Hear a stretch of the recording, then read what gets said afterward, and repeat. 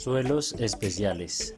Suelos especiales son aquellos que pueden presentar problemas de inestabilidad para los taludes y para las estructuras que están cimentadas sobre ellos. Estos suelos pueden ser suelos licuables, expansivos, erodables, dispersivos y colapsables. Ahora adentrémonos en el mundo de los suelos licuables. La licuefacción de suelos es un fenómeno que generalmente es desencadenado ante un evento de terremoto que hace que la rigidez y la resistencia del suelo se pierdan debido a la influencia de cargas o tensiones no previstas y rápidas. Cuando el suelo está en condiciones normales, se caracteriza porque suele ser compacto y firme. Esto en gran parte se debe a la fuerza gravitacional entre las partículas, el bajo porcentaje de agua, el contenido de materiales cementantes como la sílice, óxidos de hierro y carbonatos que afianzan esa rigidez en el suelo. Pero cuando el suelo se encuentra saturado completamente o casi al 100% de agua, hace que la presión sobre los poros y sobre las partículas aledañas debido al agua aumente y la fuerza gravitacional entre partículas disminuya y por lo tanto hace que ese suelo sea susceptible a los esfuerzos cortantes. Cuando el suelo está con gran porcentaje de agua es como si estuvieran flotando y casi no hay contacto entre partículas, no hay compactación y en cualquier cambio en los esfuerzos afectaría a ese suelo. Ven, te invito a conocer las características para que un suelo sea susceptible a la licuación. 1. El suelo debe estar saturado o poco menos, pero que ocurra la licuación. 2. Depósitos fluviales, coluviales, eólicos, cuando saturados son susceptibles de licuación. 3. Asimismo pueden clasificarse como licuables los depósitos de abanicos aluviales, planicies aluviales, playas, terrazas y estuarios. 4. Limos no plásticos también ofrecen cierta susceptibilidad a la licuación. 5. Son más susceptibles las arenas finas, relativamente uniformes.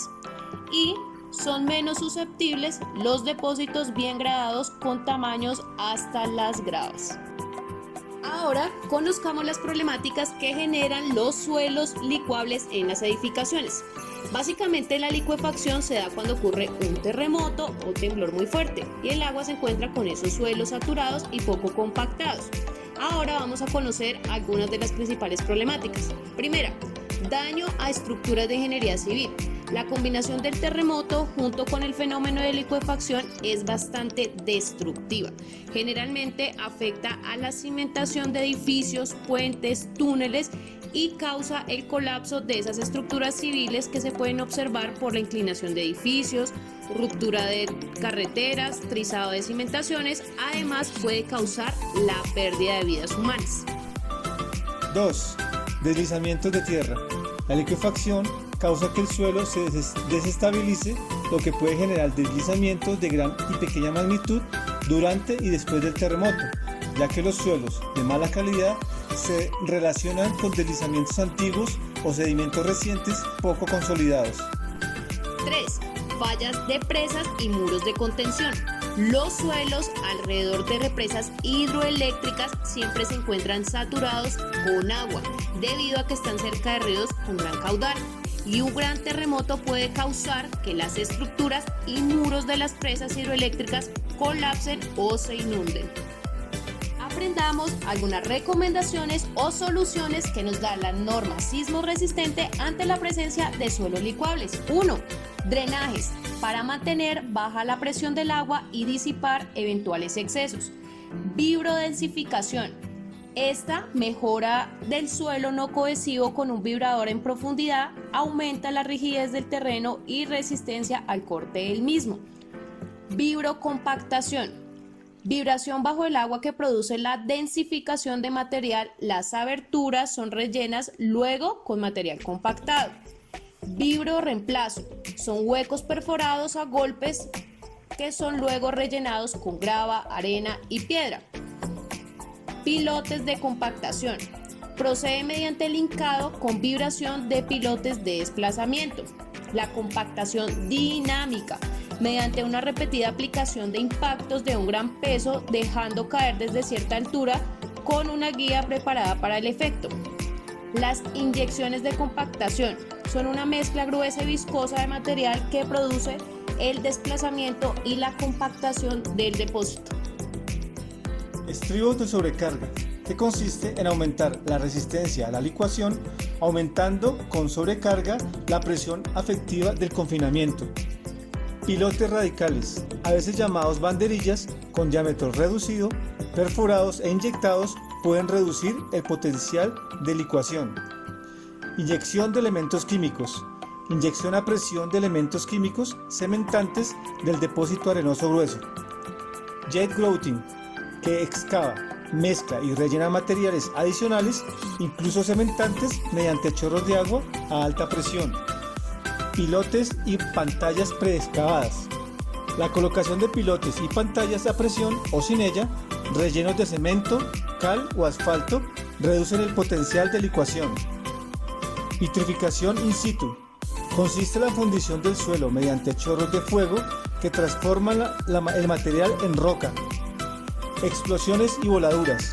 Con un patrón determinado y a una profundidad relacionada con la magnitud del problema, pueden inducir licuación limitada y producir la densificación del material en profundidad. Teniendo en cuenta el decreto 523, las zonas de Bogotá en donde se pueden encontrar suelos susceptibles a la licuación son los que corresponden a suelos de llanuras y aluviales, que teniendo en cuenta el mapa de microzonificación sísmica son los que se encuentran en los tonos gris, que corresponden a las localidades de Kennedy, Bosa, Ciudad Bolívar, Barrios Unidos, Puente Aranda, Rafael Uribe, Suba, Fontibón, Teusaquillo y Tunjuelito, entre las principales. En estas zonas del área metropolitana es frecuente la inclinación y el hundimiento de las calles y las edificaciones por el fenómeno de la licuación de suelos. Referente del fenómeno de licuación en suelos, se tiene que para el occidente y noroccidente del área urbana de Bogotá se destacan sectores residenciales como el centro urbano Antonio Nariño, construido entre 1952 y 1955, el barrio Polo, que inició su construcción en 1958, o el barrio Niza, que se inició en 1964. En los sectores residenciales ubicados en estas zonas es común observar tanto inclinación como hundimientos de sus calles, edificios y viviendas. Se trata evidentemente de la ocupación de llanuras aluviales susceptibles de inundaciones por cuerpos de agua y presentan como consecuencia el fenómeno de la licuación de suelos fuerte en términos de aceleraciones espectrales y o intensidades. Para finalizar, es importante tener en cuenta que cuando ocurre la licuación en el suelo, este ya no presenta las mismas características de resistencia y rigidez. Por lo tanto, el suelo después puede sufrir una variedad de fallas estructurales. Es decir, que cuando un suelo ha sufrido la licuefacción ya no se considera estable y no es apto para realizar construcciones de ingeniería civil. Si se llegara a construir sobre estos suelos, las estructuras podrían sufrir colapsos o inclinaciones que pueden ser peligrosas para la gente que use esas estructuras. Así que se recomienda prevenir la ocurrencia de este fenómeno.